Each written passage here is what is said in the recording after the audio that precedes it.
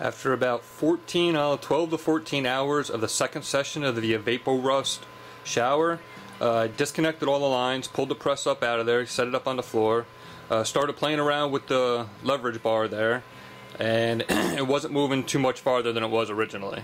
So I grabbed a can of MAP gas, which is the only thing I have around here. I don't have any acetylene. Started heating up around the housing there. Grabbed a 3-pound hammer and started tapping around at it. It slowly started breaking itself loose. It started wrenching up and down and spinning on the shaft. It started breaking loose and started spinning a little bit farther. Ended up kicking the vise completely up on its side, so this end right there was up in the air. Sprayed a little creep oil in there. Slowly started working it around more. It was able to twist it farther on the shaft. And then grabbed a pry bar and pried on one side of it, tapped with the 3-pound hammer on the other side of it, and slowly started twisting its way off.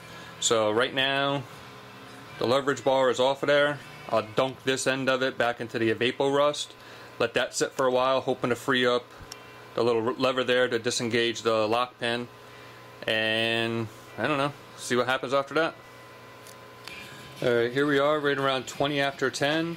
I brought the arm outside, hit it with the flap sanding wheel, took off any of the remaining rust that I couldn't get to previous, dunked it in the bath, got the bottom side with the little locking pin mechanism face down. That hose right there, that's to the back side of the spring area. It doesn't look actually too bad down there. You can see the coils on the spring if you look down there. And I got that hose right there going on the joint of the arm itself, going through the housing, hopefully to free that up some. And we'll see what happens. Right now it's around 20 after 10. Here's the leverage arm to the Arbor press. Had it soaking in the Vaporust for roughly 16 hours or so. Just after the 3 to 4 or 5 hours, somewhere in that range, I pulled it out, cleaned it up, grabbed a piece of bar stock and started tapping away at this locking pin here. Was able to free it up slightly with a lot of force. Tossed it back into the bucket and let it finish out the remainder of the time, however long that was, 9-10 hours or so. Just took it out, completely cleaned it up, and got some free movement here. Zoom in a little bit.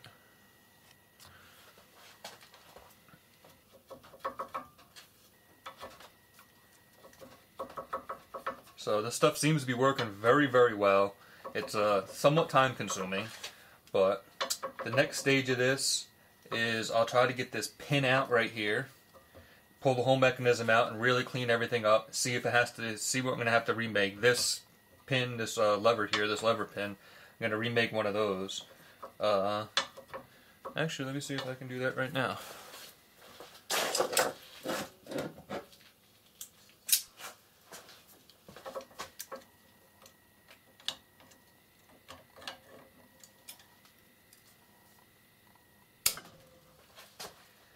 See how this goes. Ooh.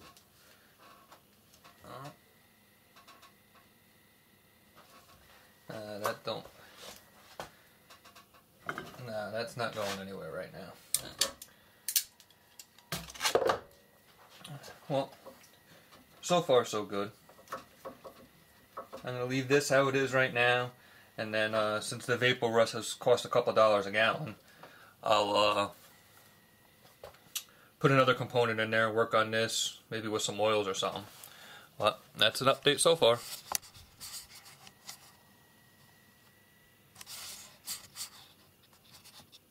I was able to get that spring-loaded driving pin out of there, or locking pin out of there. Being that I was going to remake part of that pin, I did try to finesse it out of there. I heated up the pin as much as possible, trying to concentrate, well, the pin was in there, trying to concentrate all the heat on the pin, hopefully that it was going to break that thread loose a little bit, which didn't happen. So then I just grabbed a pair of vice grips again, wrenched on it as hard as I could, hoping that it would break loose, and if it ended up breaking, that was fine. That's what I ended up doing, was breaking off, as you can see right there. Drilled it out, tapped it out of there. There's the pin itself, the sliding pin that you would grab onto and move. There's a couple coils of the spring. And there's the rest of the spring. And it's got a little spring left to it. Next stage to this thing is I'm gonna clean up the end of the pry bar here. It's a little mushroomed out some. I'm gonna get the mushroom part off of there, grind it down so the OD is a hair smaller than the ID, the board that it's sitting through. Bring the whole thing to work, and then toss it on the Arbor press there and see if I can get it out. Ooh, or I might actually end up trying to toss it on the little 12-ton press over there. See if I can rig it up into there. Well, needless to say, is I'm going to try to get this bar out of there, and then after that I might actually toss the whole mechanism in the sandblaster at work, get it really cleaned up. There is still some rust spots and stuff on there.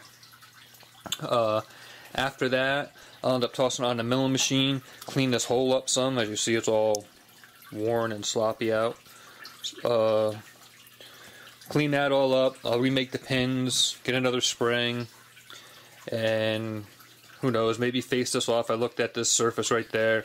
That's what slides up on the end of the shaft that the pinion's on. This is slightly coned, a little bit over. Might clean that up. And then after that, put another bar in there and start reassembling it all.